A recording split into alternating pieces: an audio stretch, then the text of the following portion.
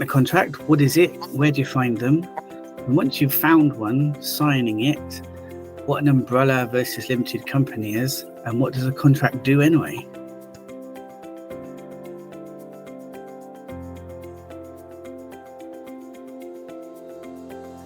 And I'm also here to support you in any other way that you can imagine. If you want direction or guidance, reminding of what the tasks are, a bit of focus and accountability, or just a helping hand if you need it.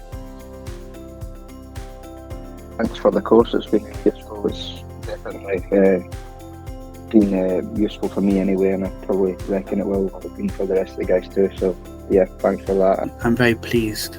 That's given me goosebumps because that's what it's all about, is helping you guys have an understanding, and so you feel confident about doing this. Yeah, same. Well, thanks. No, that was it was really good. Yeah, seeing your examples as well was really sort of helpful. Awesome. Thanks very much.